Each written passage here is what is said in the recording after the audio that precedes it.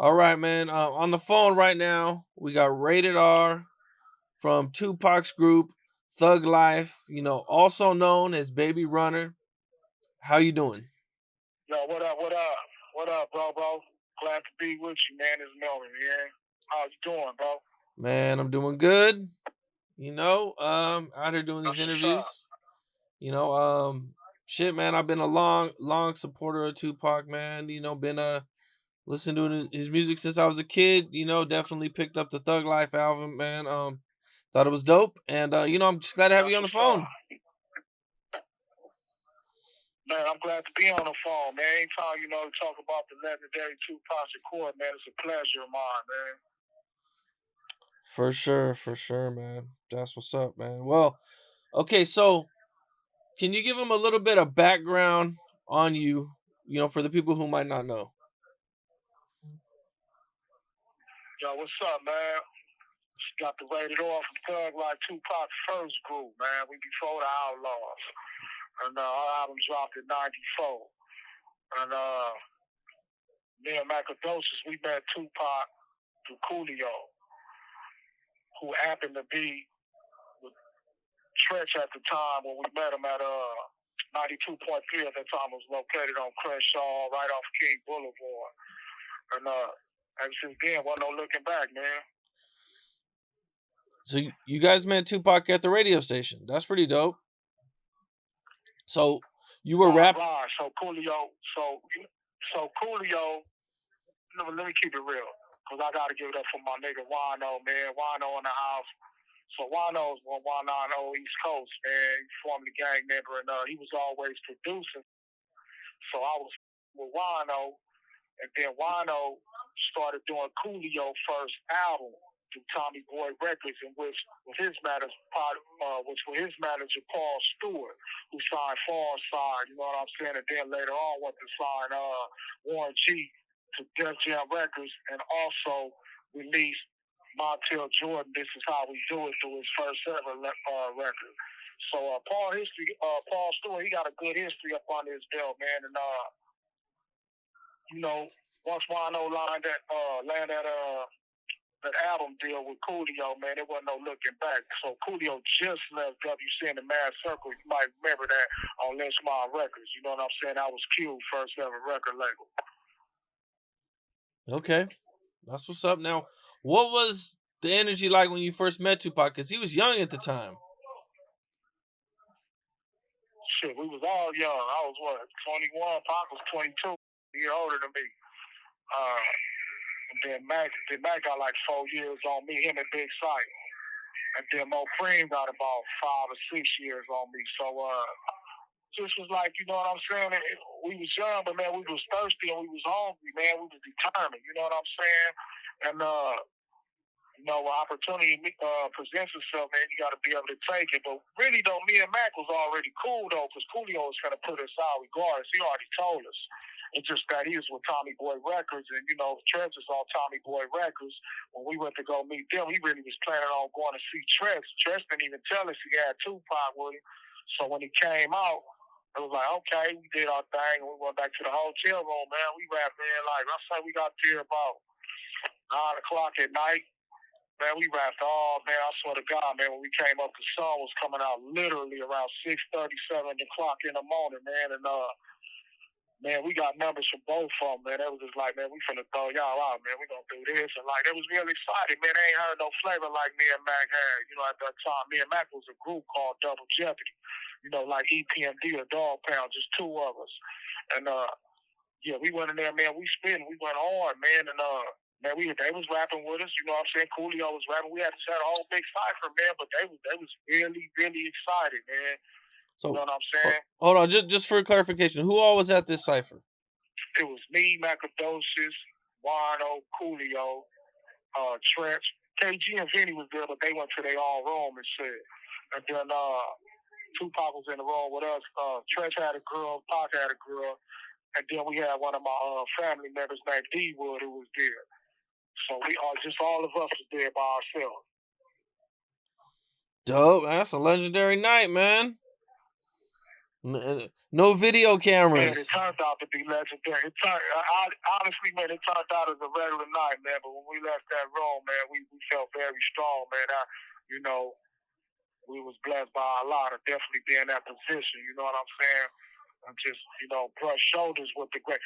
I'm gonna tell you a real story. We wasn't even really tripping on Pac, man. We was tripping on Treach because Treach had Hip Hop Parade at that time. You know what I'm saying? So we was like, man, we was really on Treach. Then Pac, Pac, Tupac Lives Now was out. No, excuse me. Strictly for My Niggas just came out, and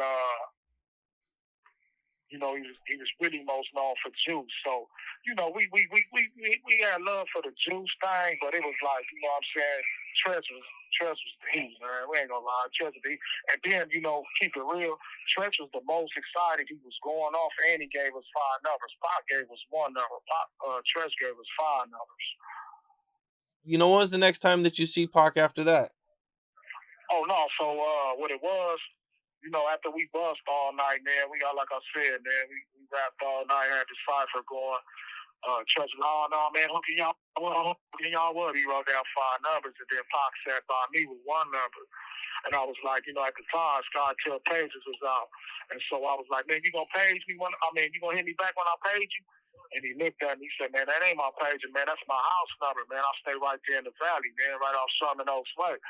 So we like, I'm like, for sure, man, he gave me the number. He didn't give Mac the number, he gave me the number. You know what I'm saying? He said, call me, man, call me tomorrow, it's all good. And that's what we did, man. I said, man, we called Pac the next day. That next day, I believe that was Saturday or Sunday morning.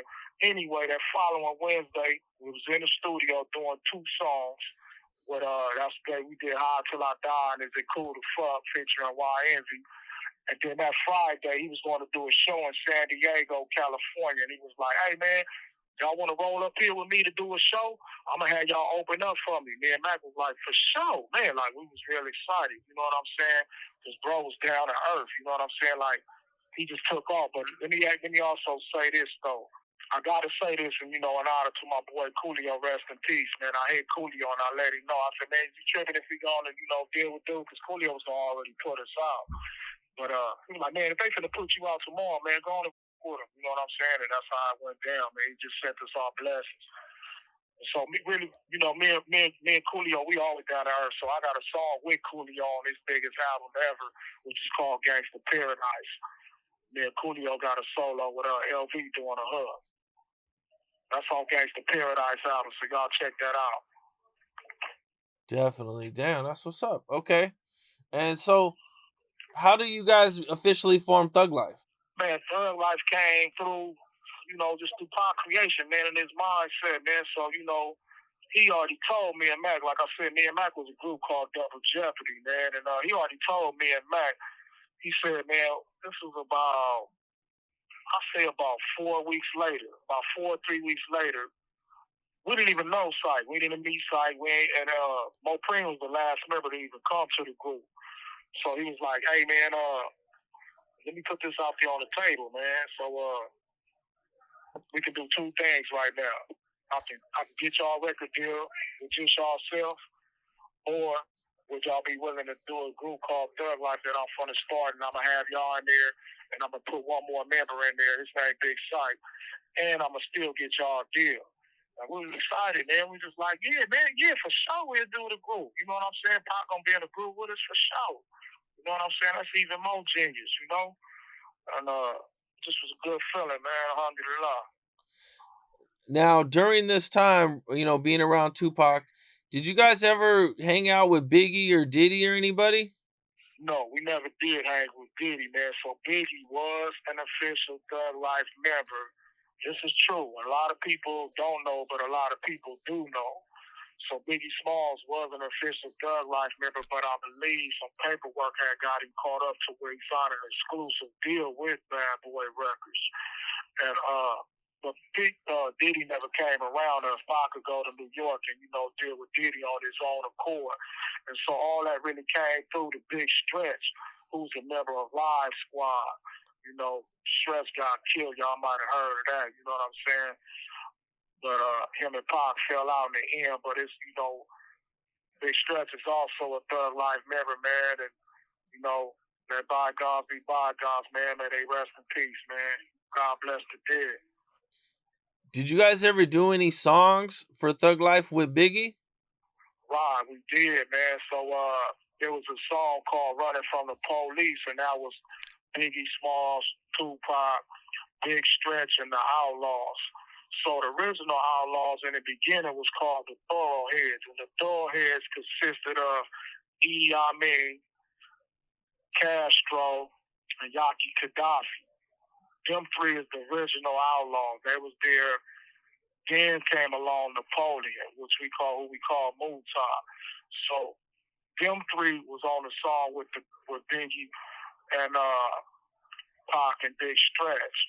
And so we was shipping 500,000 CDs and tapes at this time, tapes and CDs in at this time. So when they were shooting out I think they shipped like 250,000 units, and Biggie was calling Interscope for like 7,500. And when he was calling Biggie for Biggie called Interscope, he wanted to retrieve 7,500. Pac felt disrespected that he was asking me for 7,500. And I mean, it really like, you know what I'm saying, it really took a time for the work, just based on like, so Pac, man, if Pac coming to the studio, I don't care if he do one song or he do 10 songs, he's not gonna ask you for $1. I don't care if you the biggest name to the unknown name. Pac could come to the studio and never charge nobody, right? He just do it from the heart and the love. He knew he was gonna get his if it was gonna be a single or on the royalties. But long story short, when Biggie they reciprocate that type of professionalism that Pac was doing, or should I say not professionalism, that's kind of harsh. It's just that kind of love that, Pac was displaying, how we supposed to come up in the game, hard on the grind, man, and support one another. He just felt he should have got that love back, man. So Biggie asked for 7,500. Pac is like, man, that song, man, and he took it off. And it really was 250,000 units of the album and the CD pressed up. If you get 250 copies and units pressed up, that's a loss. You know what I'm saying? They was already going out to be shipped, and he just took them and took off the whole song. And so at this time, we was in Harlem, New York, and Pop was on the phone with Tom Wiley, the A&R, and we was in the van, me, Sight, Mac, a few of the Outlaws, and a few other homies. We was in a big old cargo promo van, like about 8 rows of seats, like that. You know what I'm saying? So Pac, y'all heard, but for real, man, when Pac go on one, he go on one, man. So he was screaming at the top of his lungs, and he was like, that song, take that song out your phone. And Tom Wiley was trying to calm me down, like, man, you gonna lose money, man.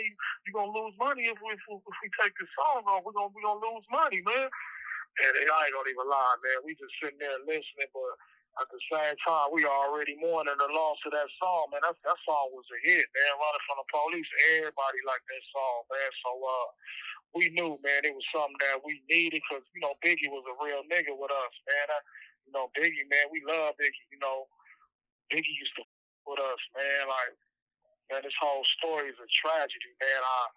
Everything go to love to hate, man. Life to death. You know what I'm saying? So Tupac felt that disrespected by him wanting to get paid. That's okay, dang. And this was probably the first issue you seen between him and Biggie? Man, it was other issues, man. Like, shit that went down as far as little hearsay type stuff. But it wasn't necessarily with Biggie, you know what I'm saying? But matter of fact, it probably was with people Biggie was around and all that little type of stuff. Long story short, what really, everybody got a different story to tell, but what I know and I believe, Pac wasn't feeling like his boy was asking for 7,500. You know what I'm saying? And then, we looking at it now like, okay, people getting what, 200, a half a million or a $500,000 for a verse, right? that's today. But believe me, Biggie was the first person, man, getting like 700 to 10,000. Because back in the day, man, in the 80s and the early 90s, you know, motherfuckers wasn't even charging to do a feature, man. It really wasn't no features, you know what I'm saying? But motherfuckers wasn't charging you to do no feature. Damn.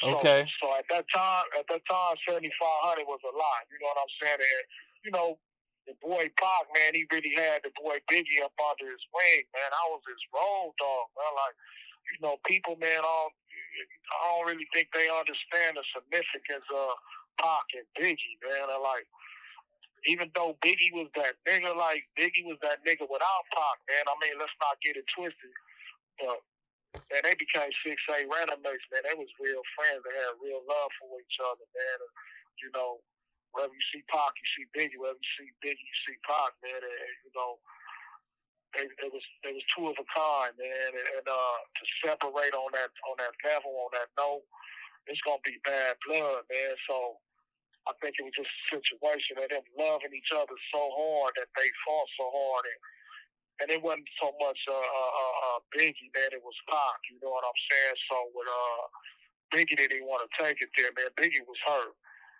They had a show on at the Roxy, man. Me, Macadosis, my homie Key Rock, and Lil Runner. We all went to the show, and my cousin Low. We all went to the show. It was like 5, 6 deep. It was at the Roxy, so it was Biggie. Biggie was headlining. Faith Evans did her song. That's what she had. I remember the day. So Faith performed, Redman performed, and the EPMD group Illegal performed, right? And me and Mac got on the stage and we performed. But after the show, man, because Pop was in jail, you know what I'm saying, for the rape case there, you know, so this like 95.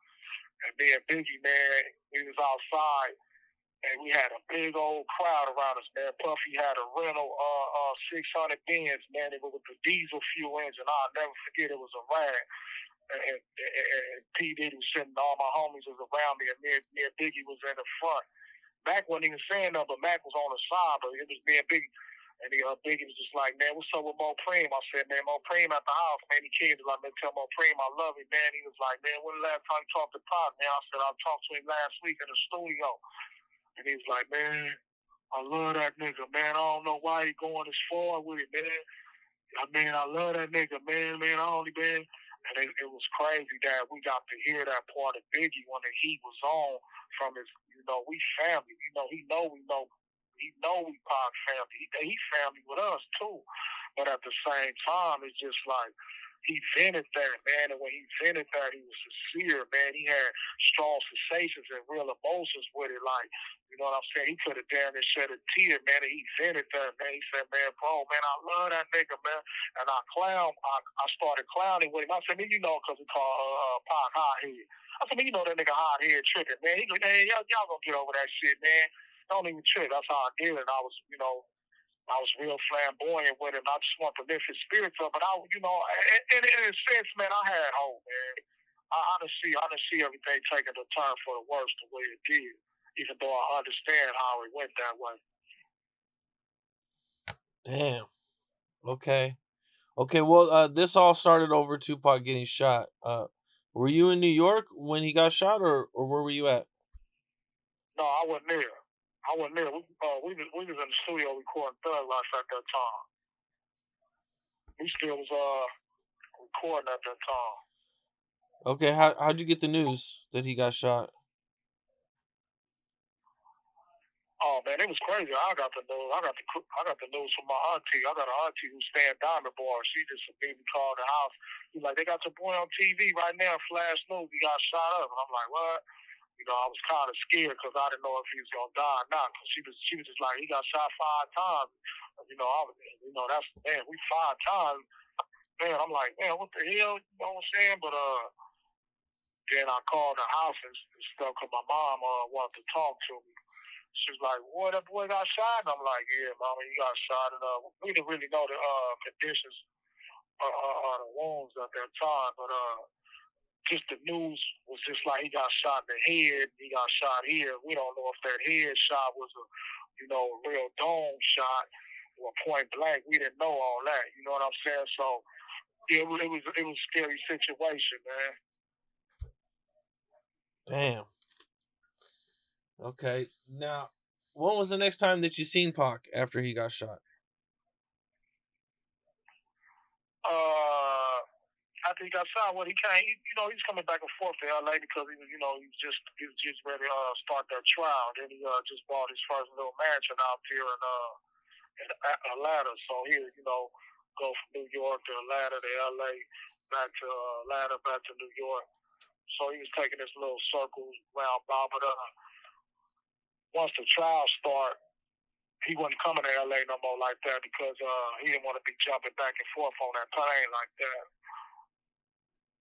But he would call us all the time on the three-way while me, Max, Psych, and Mo Preem and the Outlaws, we all be in there. You know what I'm saying? We be in the studio and he always talk on a loudspeaker. And these beat up like the real loud, the little white speaker, that thing real loud. Everybody in the room, and he be telling us what he want us to do and what we finna do and what we need to do, and you know what I'm saying? Just that little type of shit. And that was all the time. We was talking to him all the time. You know what I'm saying? Okay. Now, when I interviewed Baby Runner, he talked a lot about like Tupac coming to the 40s and hanging out. What was that like? And you know what I'm saying? He kind of touched on you trying to keep Tupac away from the streets. Oh yeah, I definitely was.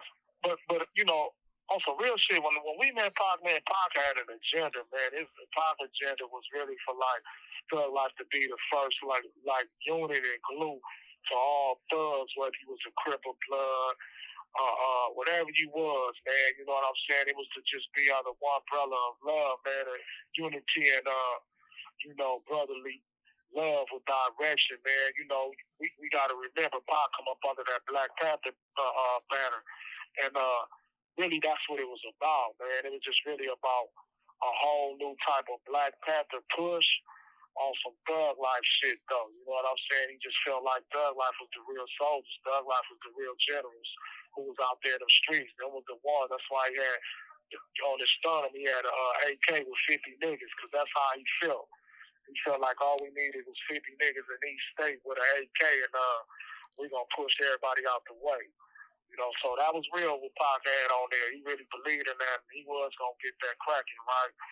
But unfortunately, the everything took a turn for the worse with the few Biggie Smalls, man. So that's the way that turned out.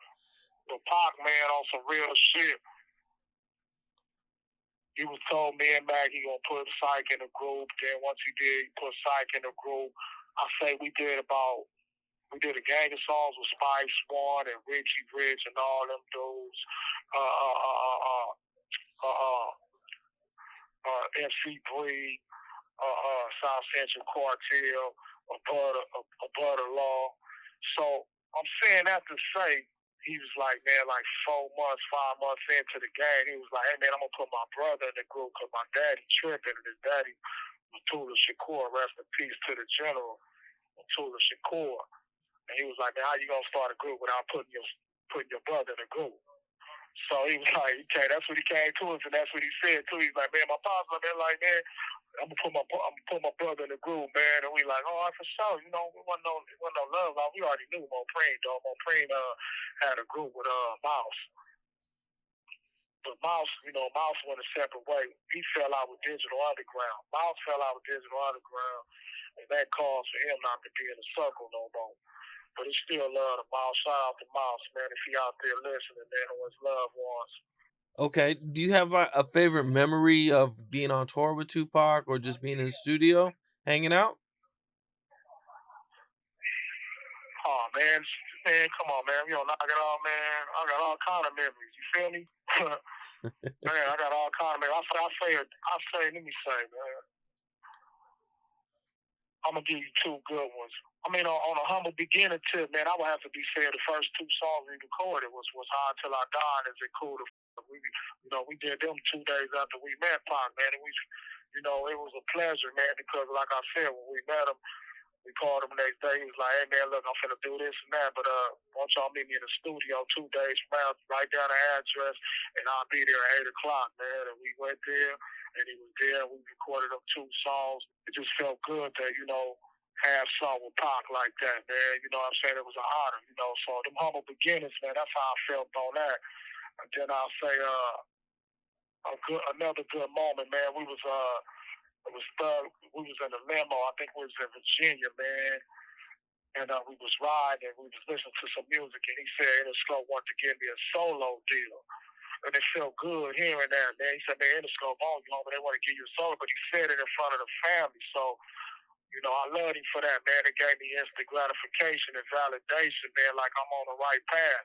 But I wasn't going to do it without Mac. We was going to do Double Jeff straight up. You know what I'm saying? I wouldn't have went solo before Double Jeff came out. Is there anything that you want to clear up about that during that time with Tupac?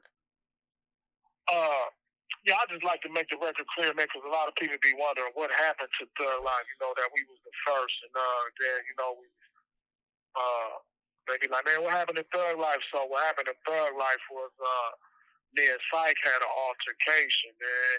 And with that altercation, man, like it got real heated.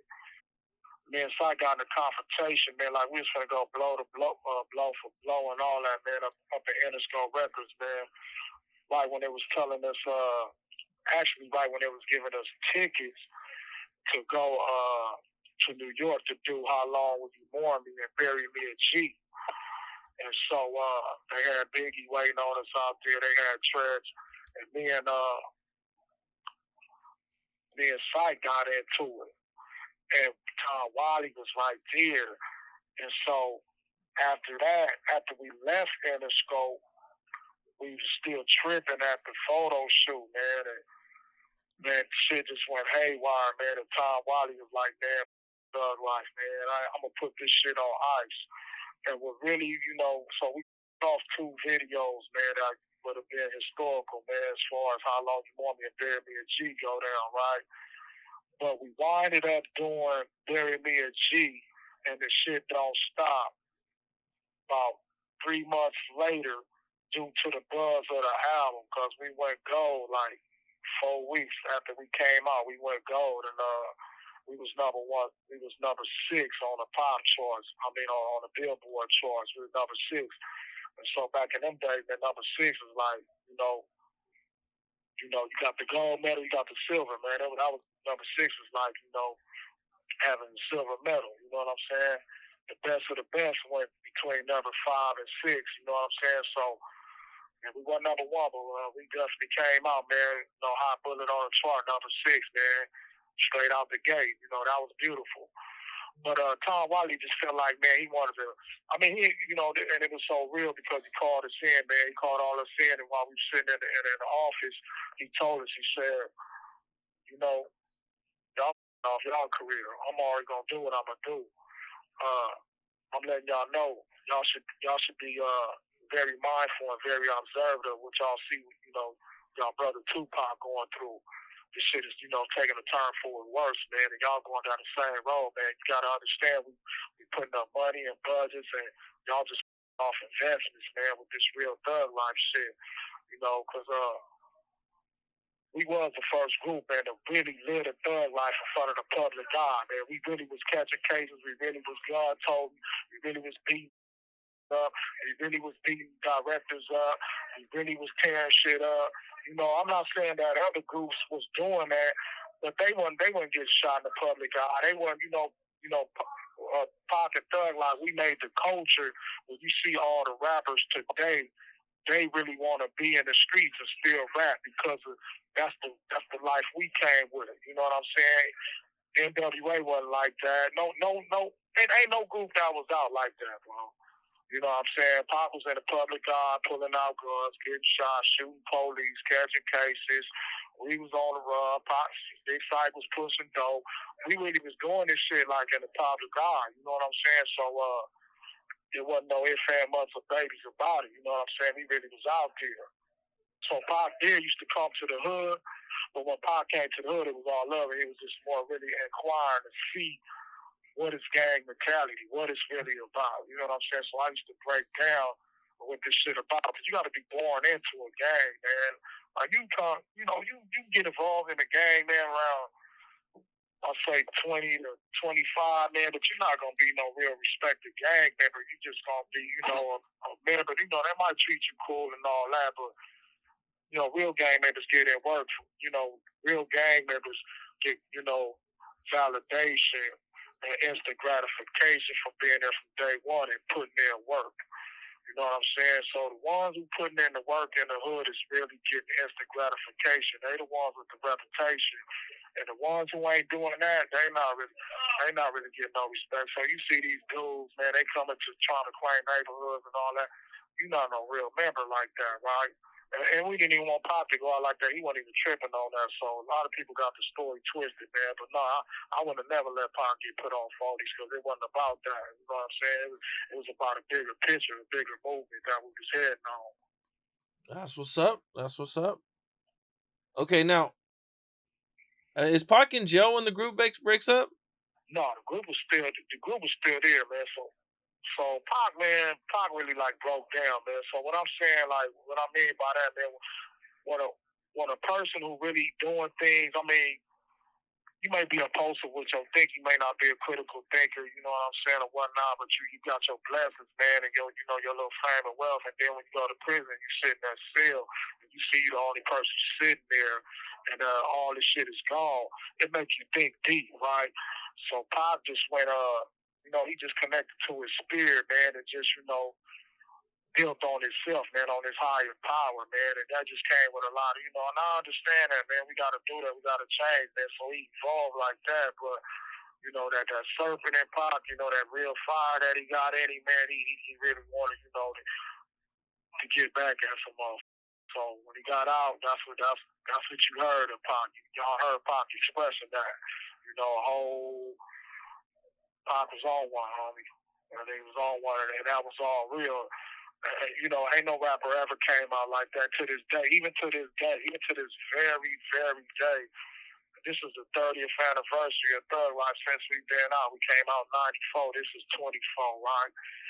So nobody expressed them feelings with real vengeance and anger and vulnerability and just direction and just really being about every word of that and really meant that. You know what I'm saying? And that's a big difference. You know what I'm saying? It's different when you got Q, he go hard on NWA when he get out. And he do his little diss track and all these other little diss tracks. Pac was really like coming like that, like this is beyond a diss rap. This is what I'm finna push for real. And it still ain't even been done to this day. Even with the Jay-Z Nas shit, man, they kept it on the look like a little friendly game of hip hop sport type shit. All them dudes, but Pac was like, man, this is for real, man. Yeah, hit him up shit and really, you know what I'm saying, the really shit I ever wrote, man, you know what I'm saying? That shit was real, homie. That shit wasn't no playing no games, you know what I'm saying? I hear you. Now Pop was just declaring war, man. Pop was declaring war. Ain't no rapper ever declare war in front of the public eye like that, especially with a coast, you know what I'm saying? And there wasn't no coastal thing, but Pop already knew that people was going to get behind him the same way people was going to get behind Biggie. So Pac was just ready to take it there however it had to go. You know what I'm saying? By any means, you know what I'm saying? All necessary, you know what I'm saying? And so when you aware of what you get into, it's like it's all out war.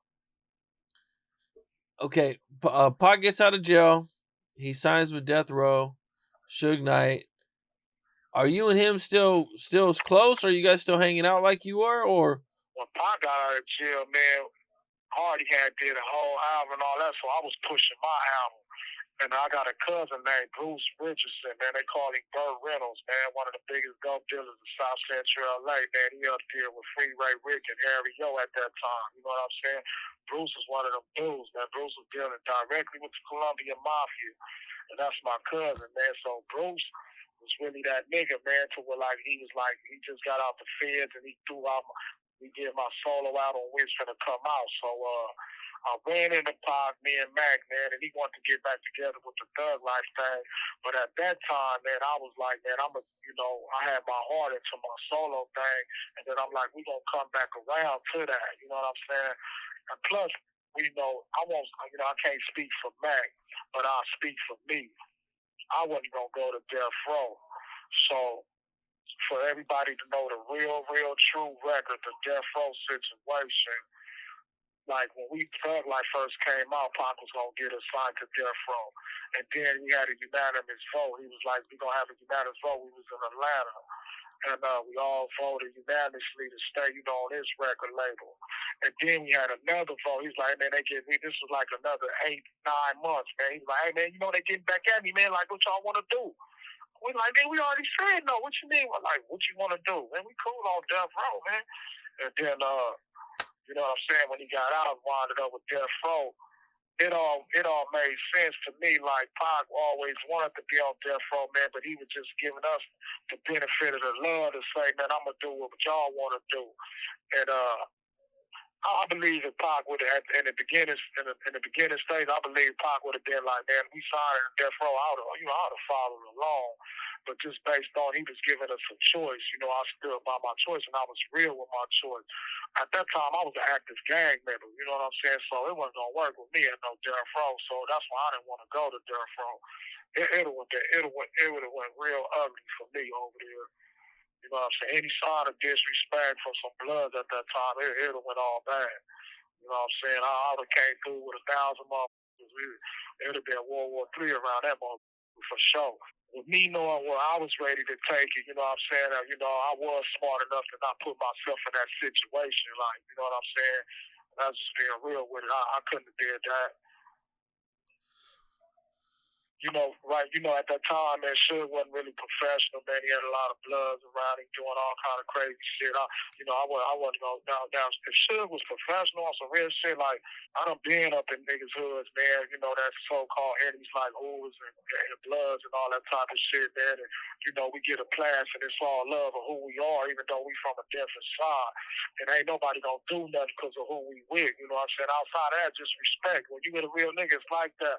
But I didn't see that type of behavior out of Suge, man. I seen more so like he was glorifying and, put negative energy out there, man, about like this what it was. So I would have easily engaged to that type of shit because I wasn't taking no time to sign of disrespect. Like I said, me at that time being an active member, I would have been ready to go there all the way. Even with the Dog Pound and Snoop there and other Crips around death row, you still didn't feel comfortable being there? No, hell no, man. You know what I'm saying? They was getting into shit. That was the main reason why. Shit, because it was what they was going through. They was going, man, they dog got down with the niggas. Snoop had issues with them. Corrupt was going through shit, but he had, Big U and the homies was behind him from rolling 60s. So it went back and forth, man. Like, even, the Death Row boys killed the boy from 6-0 at the little thing. So it was issues, man. It wasn't like that, like what was thinking, man. You know what I'm saying? Just by the grace of God, it didn't get all the way out of hand, but it was a lot of issues. It was a lot of situations and that happened out of that, man. You know what I'm saying? That they just kept under the rug. You know what I'm saying? But how they resolve a conflict is different from how I would have resolved a conflict. You know what I'm saying? I would have went there. You know what I'm saying? I would have been on some big run along shit. I was really in them streets, bro. I'm only saying that like not to, debunk nobody else down there, but you know what I'm saying? I was really doing this before the rap game, like a real joint out there, you know what I'm saying? Like you said, y'all interviewed my homie, my baby homie, that's baby runner. There's 14 runners, you know what I'm saying? Like I'm really one of them boys out there, man, that once upon a time, man, I changed my life, man, you know what I'm saying? Because when you see the ignorance, blacks killing blacks, man, and this family crying, and, this one over here got to do life in the pen, and, we losing out, man. We just said, we basically just doing a KKK job for them, man, while they sitting back just, eating popcorn, man. I woke up to a whole bunch, man, and when you come to these stoops, man, or if you lose your life, which is unfortunate, man, and God bless the dead for all the dead homies out there, no matter where you from. Think about how your family feel. I got a cousin named Boo Baby from my neighborhood. He from Rolling 40s. So the Hoovers came through and shot and killed him in 2011, 2012. My cousin, he older than me. My cousin Boo was born in 1967, so Boo would be like 5 years older than me now. Boo would be like 58. You know what I'm saying? So, you know, it felt bad for my family, man. My family heard it from that, man. You know, when you lose your loved one, man, it hurt, man. It hurt. You know what I'm saying? It's just like, man, why this happened?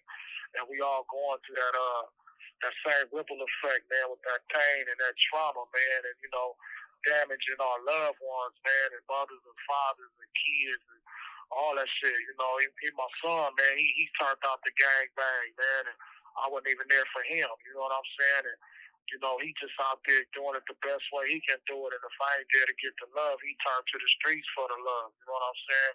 Well, that's not genuine love. You know, I'm not there to protect him, lace him, bring him up. So I say that to say, man, I was in my ignorant stage, and I really was about that, though, for real, for real. You know what I'm saying? Yeah, yeah, for sure, man. I carry so many caskets, man, it ain't even funny, man. I carry so many caskets, bro. Sitting in the front row, all blue khaki suit, blue chucks, blue rag. It's like this wasn't this wasn't no video shoot. This was the real deal. You feel me? Yeah, yeah, yeah. I hear you, man. Okay, now, Right. Pac signs to death row. Now, do you guys ever hang out at this time, and when he gets out of jail, or what's your guys' kind of relationship like while he's with death row? I kind of like I kind of like separated myself. It wasn't because of Pac, like I said. It was because of Suge Knight, Death Row, and so it's cool with Suge. You know what I'm saying? I understand, man. You know, we all got to grow, man. You know what I'm saying? I'm quite sure he a changed person right now. No matter what y'all hearing, came through. No matter what you hearing, I'm quite sure he ain't the old Suge who he used to be. But look how he had to learn the hard way. He had to lose an empire, man. One of the biggest empires of all time, man. As a matter of fact, Jeff Rowe was pushing out. Everything was multi-platinum. They was pushing out. No record label ever did that. You know what I'm saying? Nobody never did that. All right, all right. Yeah. So, the records, Suge was breaking, and, if he just stayed business-minded, you know what I'm saying? Everything would have went a long way for the brother, man. But, ignorance, man, got him caught up in his situation. So, I understand his ignorance thing. Same way, you know what I'm saying? We live and we learn, man. Just hopefully, man, we can live to learn because we lost Pac at 25. We lost Yaki Gaddafi when he was young, like damn near what? I think Yaki Gaddafi was like 23 or 22 when he died. We lost Biggie. You know what I'm saying? We lost Nipsey. We lost Pop Smoke. We lost Jam Master J. And the list go. I mean, we lost Mac Dre. Shout out to Mac Dre for the Bay.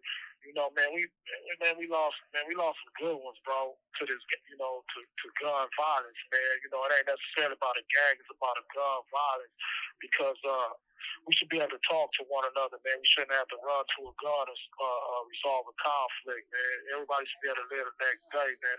If we have a disagreement or what it is, but we just don't got no conflict resolutions or no de-escalation skills. The way we growing up in the hood, man, we just growing up as survival of the fittest, man. You know what I'm saying? It's an ignorant stage. You can't blame nobody. But when you wake up, you'll really understand, like, damn, I was this lost? Like, for real. This ain't how normal people live, man. Just, drive by and shoot motherfuckers every day, sitting on the corner selling rocks and shit, abusing our black women, man. Kids don't got a father that, like I said, they going to see their daddy in prison or they going to see their daddy at the grave, man. That's a lose-lose situation. I got 50 to life, man, for first-degree murder, you know what I'm saying? But at the same time, my family was hurt, man. My family cried, man. They cried, bro. You know what I'm saying? So you got this family crying, you got this family crying, and even though we walking dead, man, you just feel breathless, man. When you really got to sit and you dehumanize, man. You know that saying they go, man. You want to see how good a country treats its people, man. Go to the prisons throughout the United States. You know they treat us bad in here, man. Like for real, man. Ain't no love in here, man. This shit is disgusting, man. It's Babylon for real without even being seen, man. So, how you gonna say I'd rather rest in peace? No, you don't. You don't rather rest in peace because you rather be living. You know what I'm saying? You rather be out here doing what you do. You can't say you rather rest in peace, man. That's diabolical thinking, you know. So, man, I just hope my brothers and sisters out there get it right. But we gonna get it right with Gang for Peace, man. That's my new platform, bro. Gang for Peace, and that's what I'm pushing, man. Y'all go to gangforpeace.org, man. Gangforpeace.com, man. And you'll see me and my family over there, man. You'll see me, my wife, Somalia, man. My stepson, Ahmed, man. You're gonna see the whole Thug Life crew, Mo Preem, Macadocious. You're gonna see Manu, you're gonna see Babes, you're gonna see Yanni, you're gonna get it from Grass Cash, Spice One, Mac Mall, definitely Sibo. So we just all kind of tread, score our face, man. We all come together, man, and we finna put down the real of what everybody out there can't do. You know what I'm saying? And we just gonna really uplift the people, man. And also, peace is an acronym, man. Persevere, prevail for the P, for the E is empathy, for the A is accountability. For the C is corporation and compassion. And the E is evolving, man. And we really about this, man. You know what I'm saying? We got to get back, man. At the most, man, we deserve to protect these kids out there, man. This next generation coming up. Let me say Layla too, man. We got Layla Steinberg, man. If y'all don't know Layla Steinberg, she the one that discovered Tupac, man. So, let me say that. And shout out to my nigga League Rat, man, from the 40 Thieves that just died, man. Y'all might know him from Coolio on the 40 Thieves, and I'll see you when you get there. My brother just died from cancer, man, a month ago. So shout out to League Rat. Rest in peace, loved one. Oh, and say a prayer for Rapping Forte, man, from the Bay, man, from San Francisco, man. You know, he's fighting for his life right now. He's dealing with cancer, man. So, you know, Forte is definitely a Cali Bay legend out here, man. So send a prayer out to him, man. Much love. Now, at one point, Tupac's in Vegas and he gets shot. How do you get the news, and what's your first reaction?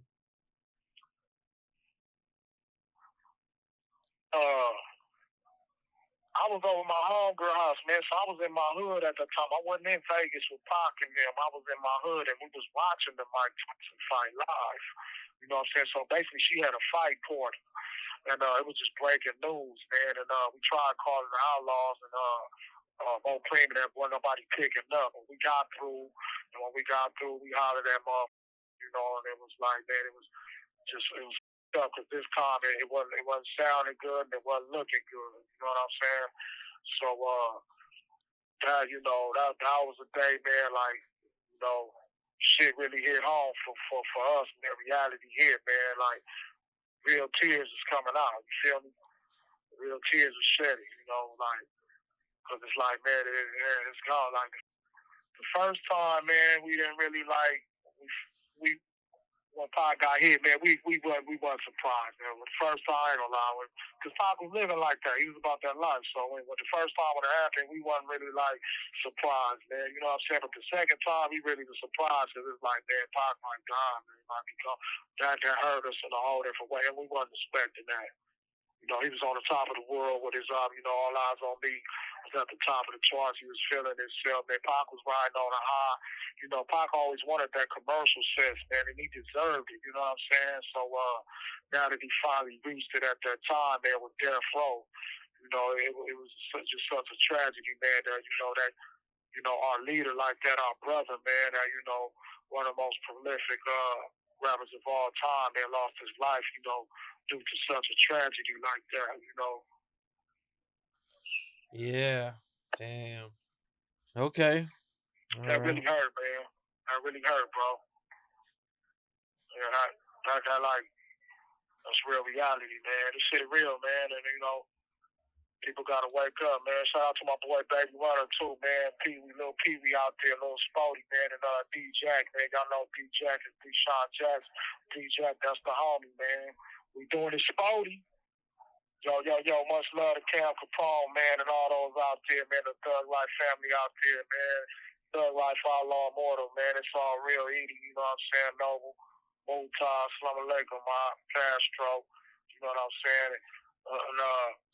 Got Mo Cream out there, Macadoses, the Ferocious. That's my big bro, man. Mo Cream, man, doing big all the time, man. We got Manu, you know what I'm saying? Y'all catch that Game for Peace platform, man. Game for Peace finna take over the real. My little homie, Baby Runner, man, out there, man. My son, Runner 7, man. You know, all my loved ones out there, man. Y'all get on board with this Game for Peace, man. Y'all finna love this stuff, for real, man. We finna come take over, man. West Coast love, man. East Coast love, down South love, man. And let's come together, man. And tune in to Camp Capone, because he gonna give you the real, man. That's what it is, man. Once again, man, I appreciate you taking the time, man. I'm looking forward to what you guys got coming up. Right, man. We finna do a big with this Game for Peace platform. So I got some shit I just did up in here. That gave me the first ever prison talk show, right? Up in San Quentin. So yo, feel free anytime, man. Just Google me at Rated R Thug Life, man, and you'll get my info. I'm at San Quentin State Prison, man. You'll get all my info, man, and I'd love to hear from y'all, man. And let's vibe, man, and let's get this dialogue going, man, and you know, raise our spirits up, man, on a real high, supreme energy life force type level, man. One love, man, one nation. Yeah, so I was telling you, they just gave me the first ever prison talk show, and I had Mac Maul here. I had city councilman of Vallejo there. I had the mayor of Hercules, California there. And I had the police chief of Los Altos there. Los Altos right by Fremont and Palo Alto. And man, we went in, bro. We went in, man. Mac Maul performed, man. I got, you know, so check that out on GameForPeace.com also, man. And you'll see what we doing some shit, bro. We doing some shit, man. We really out here. We behind these walls pushing, and we out there on the other side pushing, bro. You know what I'm saying? Because right now, I don't think, as far as music concerned, I don't think hip hop is at a turn for the worse other than, you know, it's just a big money machine right now, man. But at the same time, I do believe as far as, you know, the activity was going on with everybody, you know, just want to be out in the streets, gun told to shooting at each other over some beef. So, you know, that part right there got to change, man. Hip hop is bigger than that, man. We gotta change the narrative on that, man. Everybody, it just don't make no sense, man. You got millionaires and shit beefing and shit. You know, you don't see no country singers doing that shit. You don't see R&B singers doing that shit. You don't see rockin'. You don't see NFL, NBA player. Only we doing that shit, man. And so we got to leave the streets on the streets, man, and understand, you know, this hip hop shit is really a job. You know what I'm saying? And take it more serious. This shit is changing families, man, changing communities, man. We building Fortune 500 brands with this shit on all types of levels, man. And just sitting at $50 million mansions, man, and $30 million mansions, man, with a Fleetwood of cars and yachts, man. When they get like that, you got to really start critical thinking on your financial behalf, like what's really worth it. You know what I'm saying? It ain't worth losing your fortune, man, over you just not really thinking real, you know, deep and being sensitive and having, you know, respect for human life out there. You feel me? Yep, I hear you for sure. Yeah, man. The bullshit got to stop one day. Yep, most You definitely, know what man. I'm saying? So, I'm gonna do the work, man. I'm gonna be the one to do it, like Pac say, man. He said, man, I ain't saying I'm gonna change the world, but he said I'm guaranteed I'm gonna spark the brain of an individual that will, man. That's me for sure. You know what I'm saying? I'm gonna really do this shit. Well, that's what it is, man. Well, Right. I appreciate you, man, sharing your story. You know, sharing your time with Tupac, man. It's you know, it's definitely hip hop history. You know, and Oh yeah, I can go on and on, man. I can go on and on, man. Reach back out, man. You know, everybody out there, yeah, it just go on and on and on, man. You know what I'm saying? Like Noble say, man, we already in the history book, man. Pac made sure that, and I'd love to share that with people, man, because they need to know the real. You know, that all eyes on me. That shit was watered down, man. That wasn't the real, man. We gonna get y'all the real. This movie Thug Life, man. This shit gonna be the real shit, man. You know, and let me state for the case, man. We got the real shit, man. Thug life is the niggas out there tearing up shit, bro. So when we tell the real shit that go on, consistent, yeah, we was out there doing some shit. Y'all gonna be surprised off these stories. All right, that's what's up, man. I'm looking forward to it. Definitely, man. You know, and yeah, man. For sure. What's up? This is Cam Capone. We got more content like this coming soon, so hit that like button, subscribe, and stay locked in to Cam Capone News.